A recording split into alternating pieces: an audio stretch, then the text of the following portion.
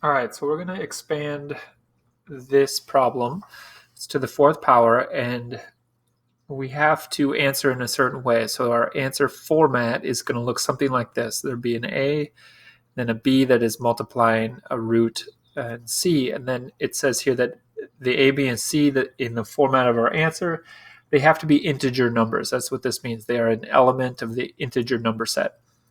Pretty much they're whole numbers, no decimals. Now, in this problem here, the highest exponent is 4, and if we just grab the template, anything that is expanded to the fourth power will result in a to the fourth plus 4a cubed times b plus 6a squared b squared plus 4ab cubed and b to the fourth. So if we box method that out, it would arrive at that answer.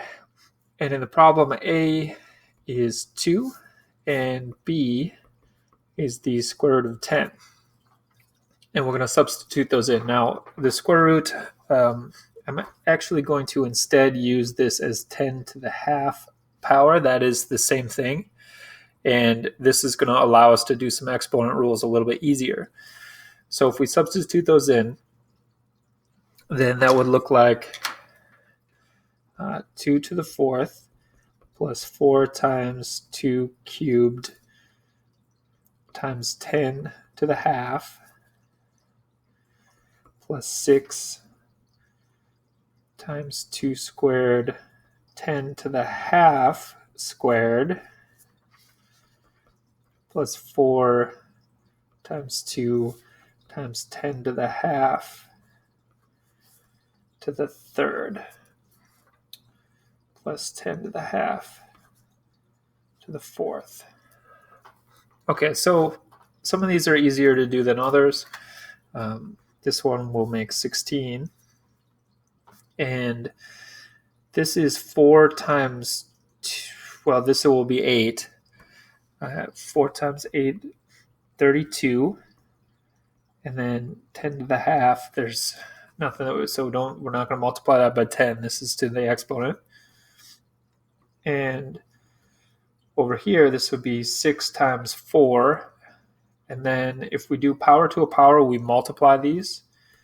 So 6 times 4 times 10, since half and 2 would result in 1 when we multiply. 6 times 4 times 10, let's see, 6 times 4, 24, times 10, 240. Okay, and over here, this is 8 and 10. When we multiply these, this would be 10 to the 1.5. I'll leave that like that for now. And then this would be, when we multiply the exponents, this will be 10 squared, which is 100. Okay, so there are some like terms, and we can add them up. Now the 16, the 100, the 240, those all can be combined. And let's do that. So 16, 240, and 100 can be added together. And that would make 340, 356. Okay, so that is the number in the problem. That's the A right here. Now we're going to have some amount of square roots, and we're not quite done with that. These are not like terms because they have different exponents. So let me take an extra step here. 32, 10 to the 1/2, and 8 times 10 to the 1.5.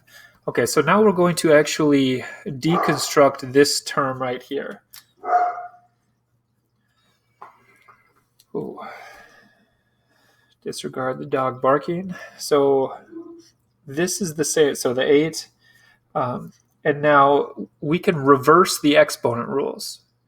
So if I had 10 to the first times 10 to the 0.5, those would add together in that case and make 1.5. And I'm going to just undo that.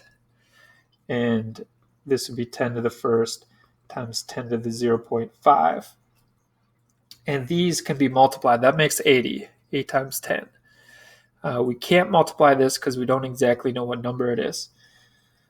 So 356 plus 32 times 10 to the half plus 80 times 10 to the half. Now they're like terms and can be added. So if we add these two together, 356 plus 112 10 to the half, which is square root. So we're supposed to technically answer in square root 356 plus 112 square root 10. So that would be the format of the answer. Now, in the problem, A is 356, B is 112, and then C is the 10.